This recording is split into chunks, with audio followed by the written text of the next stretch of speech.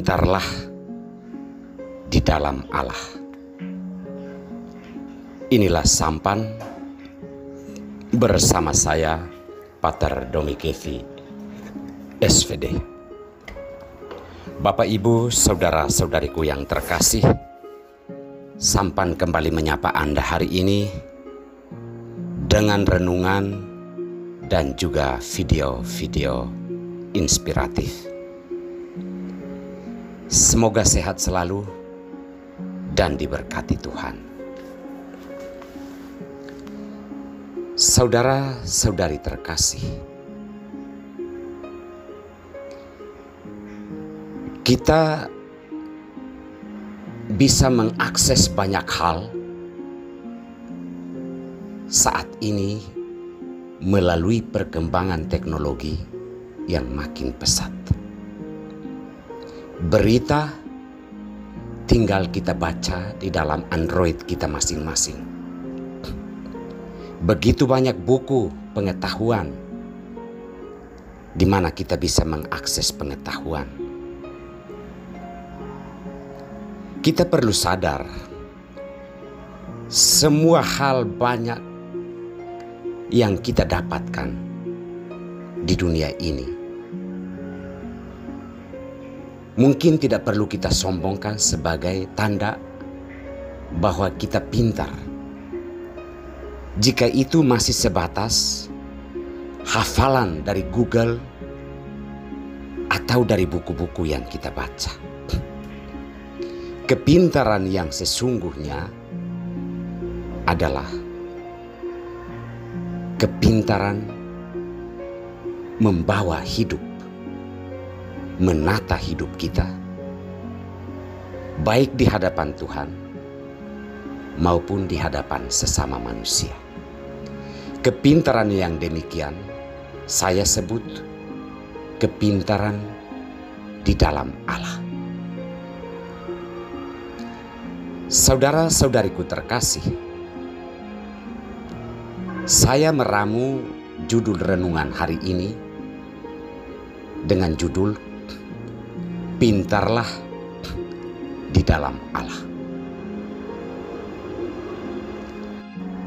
Judul ini sebenarnya berasal dari inspirasi bacaan pertama surat Paulus kepada jemaat di Korintus, bahwa orang Yahudi menuntut tanda dan orang Yunani mencari hikmat.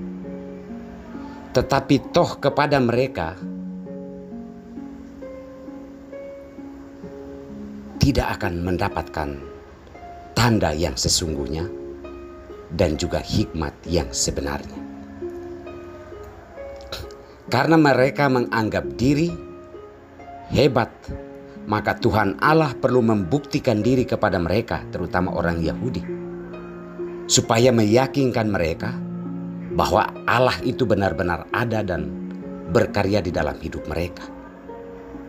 Dan juga orang-orang Yunani, karena menganggap diri pintar, punya pengetahuan, maka Allah tak ada artinya di dalam hidup mereka. Apa jadinya tanda dan hikmat yang berasal dari dunia ini? Toh pada akhirnya mereka adalah orang-orang yang tidak diselamatkan. Dalam bacaan Injil, Yesus mengajak kita untuk masuk ke dalam kepintaran yang sesungguhnya, yakni kepintaran di dalam Allah. Yaitu bahwa setiap orang perlu memikirkan keselamatannya, apa yang penting agar ia selamat di akhirat nanti. 10 gadis bodoh dan 10 gadis yang bijaksana adalah gambaran tentang bagaimana kita harus pintar di dalam Allah. Orang-orang yang menghafal hidup dalam arti pengetahuan yang ia dapatkan dari Google dan dari buku, kemudian menganggap diri pintar, padahal itu hanya sebuah hafalan. Kemudian pada akhirat nanti mereka mengira bahwa kehidupan itu harus bisa dipinjam untuk membawa mereka ke dalam keselamatan. Padahal menurut Yesus sesungguhnya tidak. Ketika pengantin itu datang, hari penghakiman itu tiba, Allah akan menuntut kehidupan macam apa yang sudah kita jalani, kita bangun, dan terutama kita siapkan supaya Tuhan benar-benar mengenal bahwa orang ini telah menjalani hidupnya, menata hidupnya secara baik dan benar di hadapan Allah dan sesama manusia. Saudara-saudariku terkasih, dunia menuntut kita bersaing, menuntut pengetahuan yang banyak. Tetapi pengetahuan dan kepintaran yang sesungguhnya adalah pintar di dalam Allah. Pintar menata kehidupan agar pantas di hadapan Tuhan dan sesama manusia. Semoga Tuhan memberkati kita semua.